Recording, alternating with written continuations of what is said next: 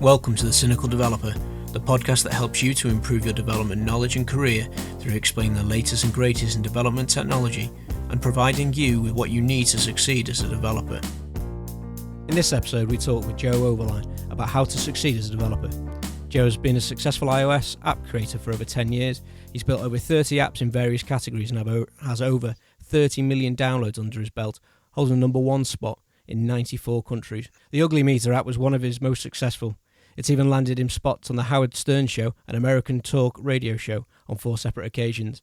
Jo's expertise lies not only in technology and development, but in the business aspects of being an independent tech entrepreneur. Since his days as an iOS consultant, he has moved on to found SwingDev, which specialises in web and mobile development for individuals, companies, ranging from startups to the Fortune 500. So welcome to The Cynical Developer, Jo. Oh, thanks for having me. It's nice to be here. Yeah, really looking forward to talking to you about everything that you've done and how you've succeeded as a developer, so that our listeners and maybe myself can follow in those footsteps. All right, we'll do our best. Yeah. So 30 million downloads, that's pretty impressive. Yeah, it's a bit crazy. I sometimes wonder myself how it all happened, but it was an interesting path to get there. Yeah, definitely. Were they free apps or were they paid apps? It's the ultimate question. Was it 30,000,099 apps or what? There's a good combination, actually. There's a mix between free apps up to like $5 apps. So yeah, I mean there's a good amount of actual sales that happened in there too, and I don't even offhand know the number, but it was enough for us to take advantage of an opportunity and turn it into a real business. Sure. So was it just you that was building these applications, or did you have teams helping you? I was the only developer. I had a partner named Ryan who was a designer, and he would do a lot of our graphic design, but I have had other partnerships with certain developers that are well known on certain projects, but most of our downloads came from our apps. Cool. So your most successful of the 30 apps that you've produced is Ugly Meter. For those of us that maybe missed that app, haven't been on iOS for many years, can you give us a bit of an overview? Tell us what that application is about and what it does. Sure. I mean, the whole premise of Ugly Meter is that it scans your face and gives you a rating of how good looking you are. And it's kind of a random idea, but it appeals to not a lot of people. Pretty much everybody is interested in this, whether they'd like to admit it or not. And it's a kind of an interesting story because it never really was my intention to ever even sell that app. When I was doing iOS development, just really since the beginning, when I needed to learn how to do new things or take advantage of new hardware on the phone, I'd always kind of think of a mini project to do. And there was a week I was like, I need to figure out how to use the iOS camera because the new iPhone came out and had a camera. Sure. So I was working and I was like, well, you know what? This would be a kind of a funny thing. So I just came up with this little project to do and to really just learn how to use the camera. And like all the stuff I do, I just kind of do what other developers do and throw it in the App Store. And then it kind of just took off like wildfire pretty quickly and unexpectedly for sure. Right. So that sort of takes the ideal male or female facial structure, I guess, and sort of compares it to that to give you a rating. Yeah, so there's 2 versions. We have Ugly Meter, which is more of a fun version, and then there's a version Ugly Meter Pro that actually is powered by like the actual science of beauty. There's a lot of studies that I had to learn so much about ratios between different facial features and all those things to really dial in the science to make it work in an app. Right. So you're talking about symmetrical faces and alignment of eyes and things like that. Yeah, certainly. And there's once you get deep into it, there's so many things. There's ratios between nose width and mouth width and eye width and positioning. Like there's these they've discovered, through just a lot of research and looking at a lot of different people, that people who are considered attractive or really have these certain ratios of these certain features just dialed in. Right, cool. Well, I shall include links in the show notes to Ugly Meter and Ugly Meter Pro. So for anyone out there that is using iOS, you can go and have a look at them, and maybe get back in touch and tell us that you think it's all of the rubbish because you find yourself beautiful, but the application tells you you're ugly. So that'd be good. Get some interaction and some feedback. Yeah, it's definitely a risk people take when when they use it. Yeah, I'm not responsible for any eventualities that come from using this application. I will take full responsibility for your ugliness, for the record, because I'm in the same boat. I kind of created the app that destroyed my ego. Nice. So we're here today to talk about how to succeed as a developer, and I spoke a little bit about your journey in the introduction. So for our listeners, could you maybe elaborate on that, where you came from and how you got to where you are today? Sure, I started coding very early. I mean, as early as I could. I got my first computer at age 12, and my dad bought it for me for Christmas. And I kind of I knew nothing at the time, like not even how to turn it on. And I just jumped in from there, and I just was really fascinated by it, and was really motivated to learn more and more. And the natural progression for me was starting to learn how to code, and uh, it kind of figure out things. It gave me an ability to be creative and solve problems, and really do a lot of things that I found interesting.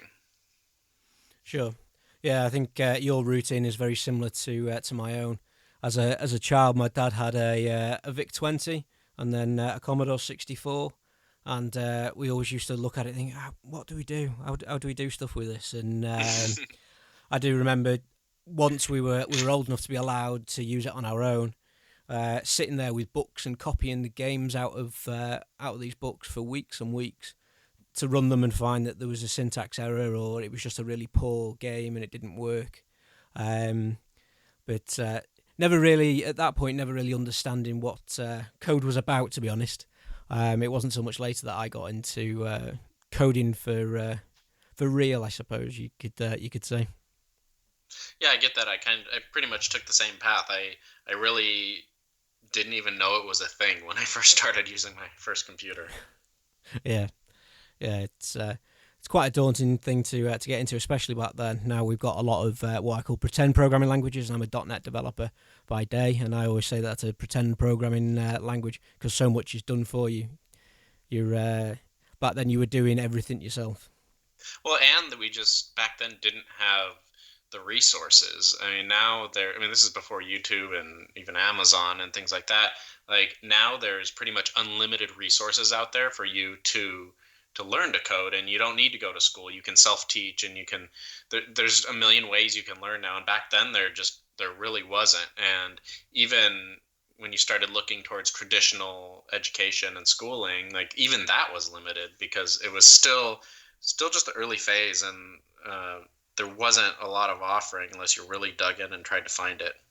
Yeah. There is so much out there, and there's so many different technologies and platforms to target, and that you you niched on iOS development, but it must be very hard to find that niche on that you really should focus on that drives your passion. How did you come to decide iOS development was what you wanted to do? Just the iPhone was just new and it was cool. I was out of it. I never coded professionally ever. It was always something I did for fun. So when opportunities came, like when the iPhone and iPad came out, it was cool. I mean, I think we all, when we first saw an iPhone, were mesmerized. We're like, it was just so different than what we were used to, and I just saw that as an opportunity just to do something completely unique, and it got me really excited to get back into coding and learn iOS. Right. So you really sort of, in a way, fell into that niche, really, just through something that you found to be fun. Sure, exactly. Sure. Um, so, can you tell us a little bit more about Swing Development and how that came around? Sure. So after the success in the App Store, it was very unexpected and happened very fast. I kind of had a realization. It's like, wow, like I said, I've never been in software professionally before that point. It was always just something I liked to do, and I was like, this could be a real business. Like, there's real money here, Yeah. and it was a great awakening for me because I'm like, I love this so much, and I can actually make a living doing it at the same time, and it was really exciting. So we really, at that time I was trying to figure out what I really want to do. We had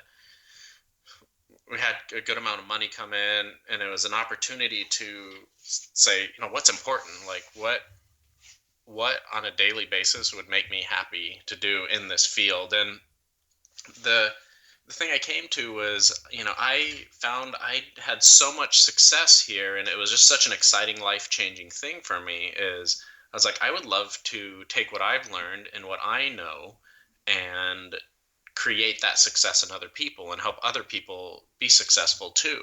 So I started to consult for people who had app ideas or needed software, and I was the one man coding team. So it was a lot of work, but it was a lot of fun. It was really rewarding to kind of help people bring their ideas alive. And we, as I went forward, that kind of created SwingDev. And what happened is I had a childhood friend who lives in Warsaw, Poland, and we had a opportunity for a major project for Lexus. And I was actually turning projects away at that point because I could only do so much as one person. And he said, hey, I know these like really smart guys over here that are just these brilliant engineers, and maybe we like offload some of your work to them and see how it works.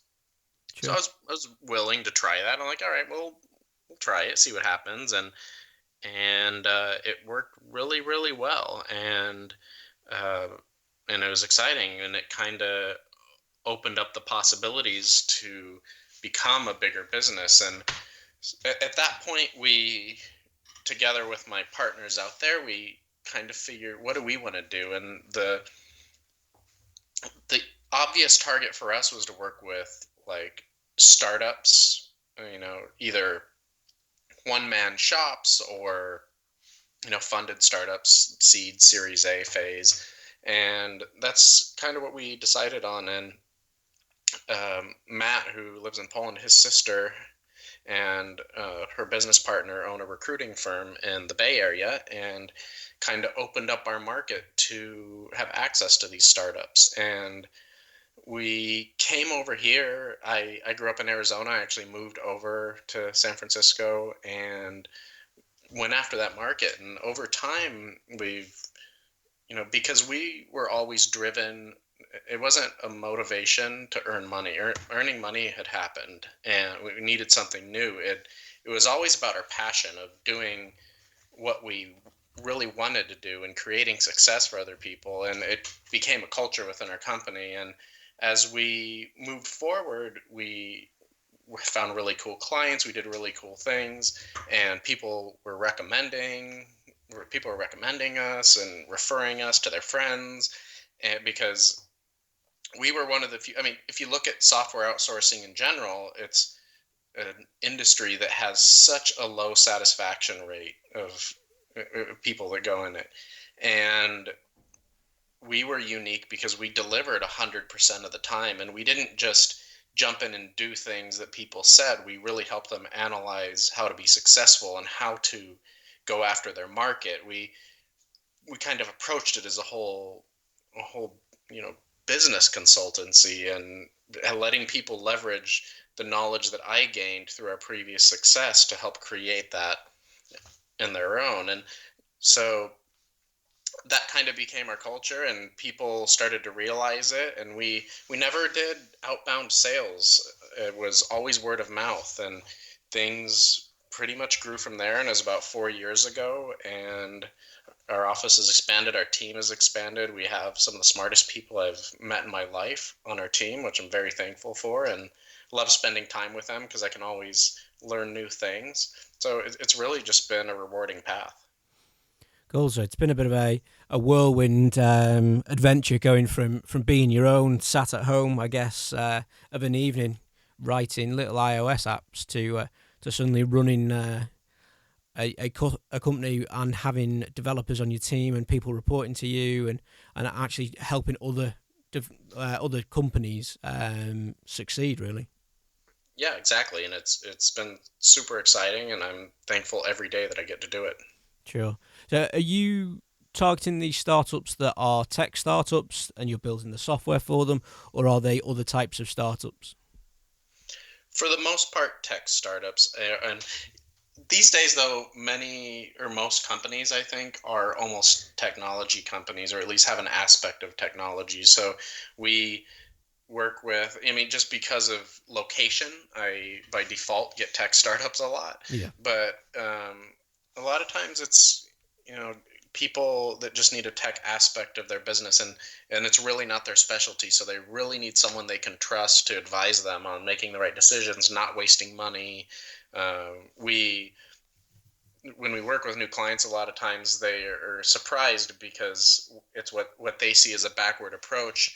They come in and we're trying to convince them to spend less money up front, and they're confused, like, wait, why are you trying to, this isn't to your benefit to make me spend less. And what they don't realize is it's actually to everyone's benefit, because we don't want them to spend all their money up front, because people, it's not the world anymore where you just make an app and put it out there and you get money. It's like having an app is not unique anymore. There's a lot more to it.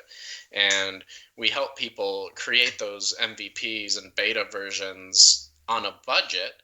So when they start getting user feedback, which is completely unpredictable, no matter how much of an expert you are in your industry, users will tell you something you didn't know.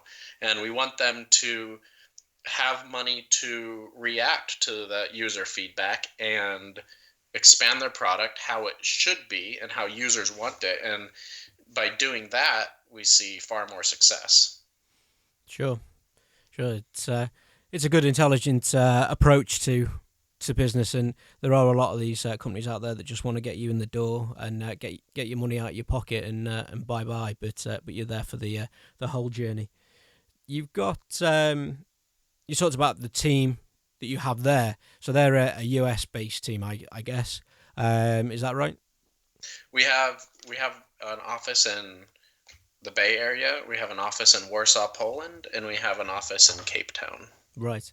So you got talent spread out all over the globe there. Yep, man. It's they all have their certain strengths, and we match up the right developers with the right clients to make sure we know the causes and the things and the technologies that each of our developers is interested in, and we match them up with the right clients. So when that happens, there's a true dynamic that grows to where, like, the clients really see the quality and the care put in the work because the developers are working on something they're passionate about. Yeah, definitely. I think the likes of Poland and that are very up and coming for developers. I know of a few businesses that have got developers based out there. It's a really nice country. I've been out there several times over the last couple of years, and enjoyed their local delicacy of Polish vodka. It's great. Yeah, I've had my share of that for sure. Yeah. I only know of one South African developer, and we had him on the show talking about .NET Nuke not too long ago. But with having development teams in 3 different locations, you've obviously got a large number of developers to bring in, and you've got to be, I guess, really strict on the talent that you're bringing in. What are some of the aspects that you look for in a developer for someone who you would want in one of your teams? So it is it is very, very hard to get on our team. We realized early on we do not want to be a training dev shop. We found that having senior developers that just really are passionate and care about what they do is the way to get things done fast and get things done right the first time. So we really spend a lot of time when we have a potential new hire interviewing, and the first interview alone runs about 4 hours, and Right. like I wouldn't pass our own interview. I sit in on them sometimes, and I'm like, I'm glad I don't have to go through this because there's no way. But we really look for unique people that have strong skills but are willing to think and solve problems, and are really motivated by new innovative things and new ideas, and looking at problems from different angles to try to solve them, not just the way we were all taught to solve it, but look for creative solutions. I mean, when we're working with startups, or even like if we have a guy that has an app idea that needs help, there's restrictions on budget, there's restrictions on time, and we have to come up with a plan to execute that meets all those constraints while giving the person the best possibility for success. Sure. Yeah, it's I guess it is a fine balancing act to get that. But 4 hours for an interview, I thought some of my interviews that I gave were quite grueling at 2 hours. But four, and that's just the first stage as well. That's tough. Yeah, it's really tough, and there's a lot of challenges that are presented. So, and the reality is we pre-qualify with resumes, and maybe uh, maybe at best 10%, um, or even like at the level we feel that could work on our team, and then we will say if we interview 10 people, at best Right. one will make the cut. But you know all of our team knows that, and they know that they're with like-minded people and people who are excited to solve problems and work as a team. Sure. Sure. And you're looking for people that know a certain technology or a certain set of technologies really well. Um, so that, I guess, would be some advice there for the listeners to go out and pick some technology that they're interested in. They found that they have a little bit of a passion for, and maybe concentrate on that.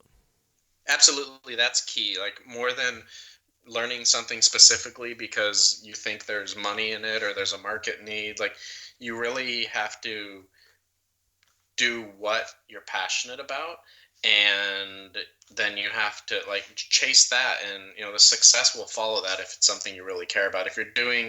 If you're learning some certain skill just because you think you're going to have a good career and earn money doing it, like, you're never truly going to love your job. Right. Right. And knowing that technology or group of technologies really well sort of brings that confidence in the interview process as well, and you can sort of put that across to the guys that are interviewing you. But I guess there's a fine line between being confident and being a bit arrogant and cocky as well. Oh, certainly there is. But we are really looking. I mean, technical skills are just one little slice of what we look for.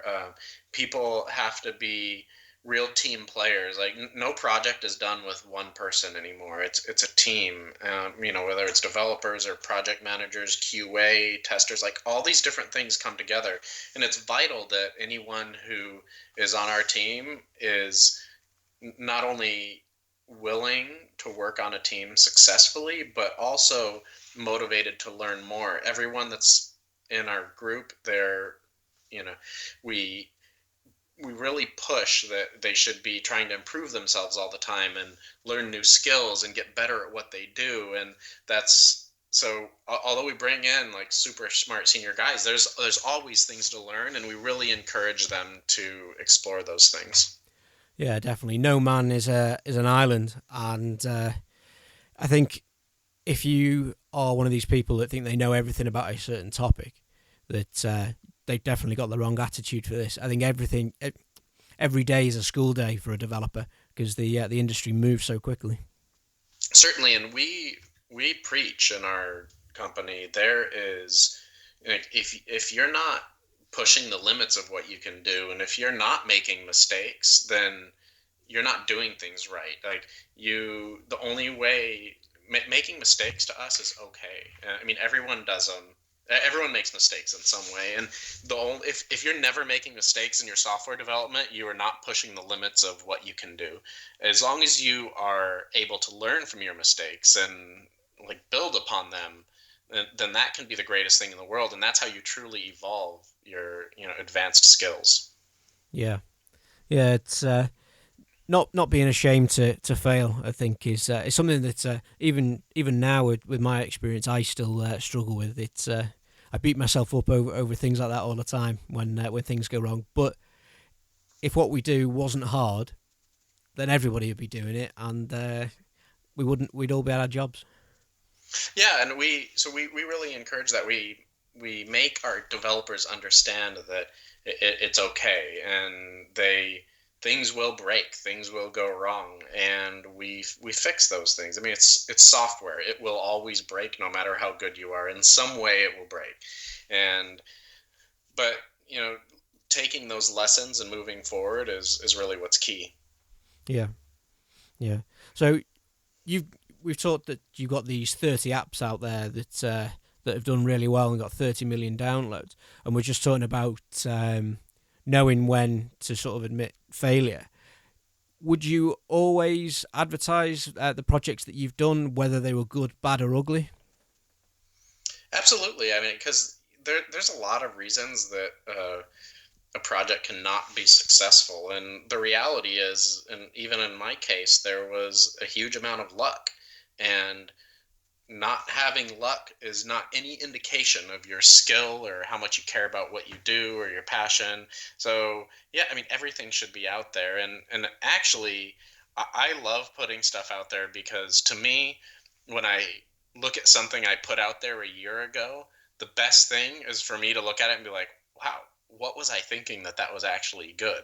And if I'm doing that, and I'm always doing that, and I'm looking in the past, then I know I'm improving and I'm evolving. When I am, not ashamed of what I put out, but I just really see the improvements and how my skills have evolved over time. So, and when you take a project and you just put it in a drawer somewhere and never see it again, that that's not as apparent. You can't really measure your growth.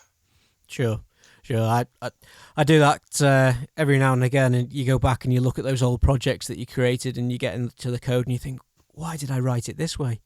Who even wrote this? Was it me? There's no way I wrote something this bad ever. Yeah, yeah, I've certainly been in that situation more than once.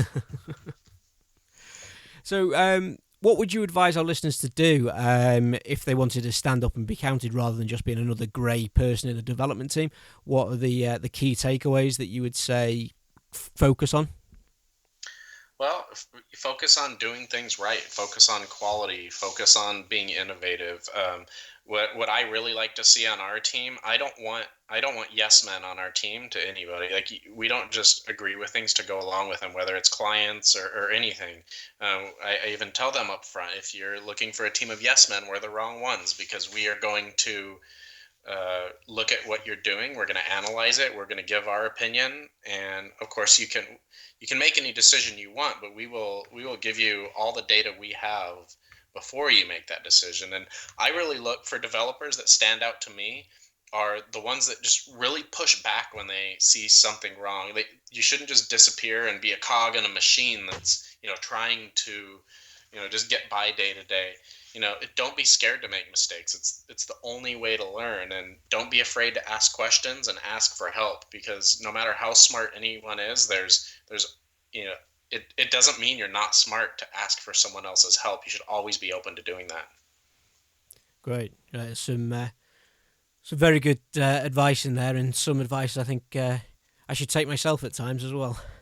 Me also. I mean, it's really a lot of these things we push in our company.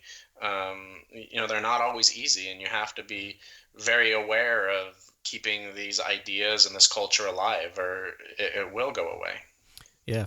And I guess it's about putting in the time and the effort as well, and taking control of your own destiny. It's probably a good way to put it, is go out there and actually make an effort to find something that you have a passion for, some niche, and get good at that one thing. Absolutely. And not only in, as far as what technologies you're interested in, but markets, like, don't if you don't care about real estate, don't go try to overturn the real estate industry. Like, find something you care about and that you can really, you won't hold your interest and your passion long term if it's not something that you actually care about. Sure. So, like industry specific knowledge. So, if you've worked in retail, or you've worked in gas and oil, or domestic services, or something like that, that you've already got some understanding of how it works, then applying the technologies there, and being a specialist of a technology for a certain business case, I guess is a very good idea.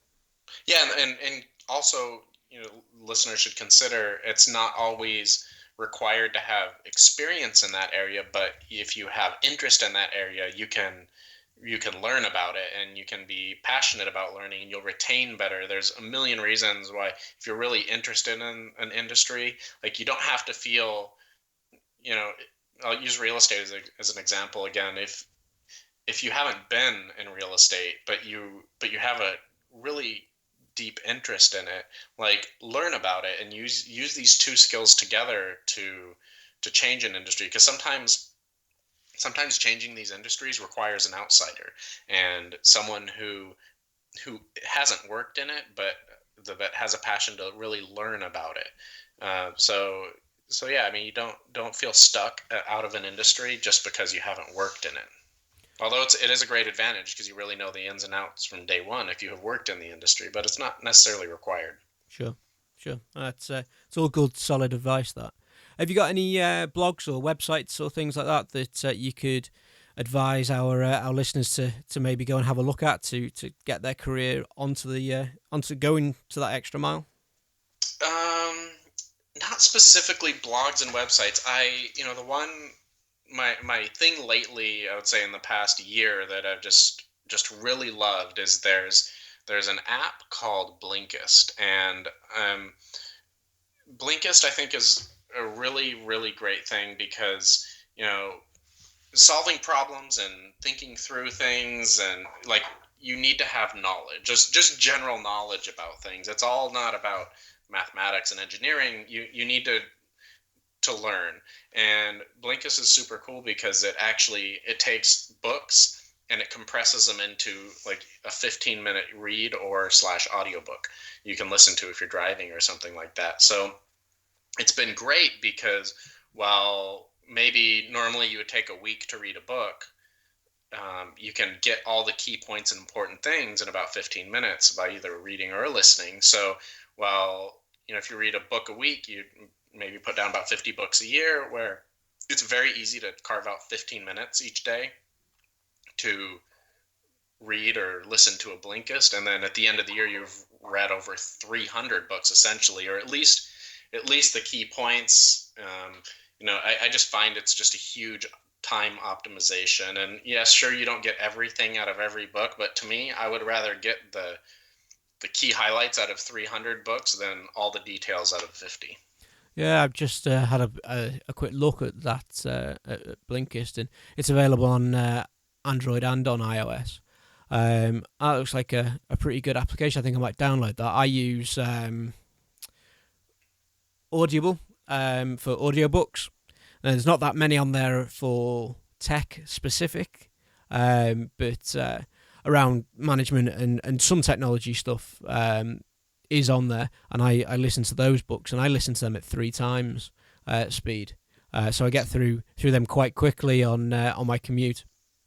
But Yeah, and something too I would want to point out for the developers out there is, don't restrict yourself just to engineering and technology books. Like, you should have general knowledge across many things, whether it's working and managing with people, or, just general psychology is great to have. There's a lot of different areas you can, once you start pushing through, like, all these all these different categories, it allows you to make connections and things that you just wouldn't make before, and it really gives you a strategic advantage.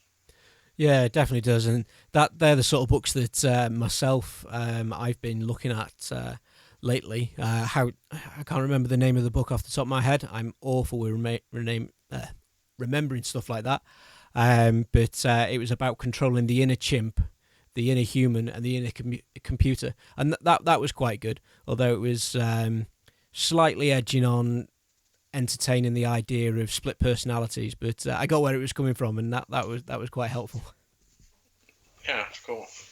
Yeah, so I'll get some links in the show notes to Blinkist, to the Ugly Meter, to Pluralsight, and to Audible, and it's been great talking to you. You come on, you've explained quite a lot there, and interesting to listen to your journey and how you got from being probably a bedroom developer doing it part-time all the way through to running a multinational company writing software for other businesses. Yeah, and thanks for having me on. I appreciate it. And one thing I wanted to mention too, if anybody out there has any questions or even just comments, tell me you love me, tell me you hate me, whatever. I'm always up for a conversation with new people. You can email me directly actually, and it's Joe, just JO at swingdev.io. Fantastic. We shall get all the contact details in the show notes as well, and you'll be able to get in touch with Joe on there, and you can leave some comments on the website, and we can all get along from there and maybe learn a few things together. It'd be fantastic. Sounds great. Well, I appreciate you having me on, James. Yeah, not a problem at all. So thanks for listening to The Cynical Developer. I'm James Stoddart, and you've been listening to Jo Overline talking about how to succeed as a developer. If you enjoyed this episode, please leave a review on your favourite podcast platform and help The Cynical Developer to grow by increasing its audience. If you have any questions about this or any other episode, then drop us an email, a tweet, or leave a comment on the website, where you can find all the resource links and show notes for each episode.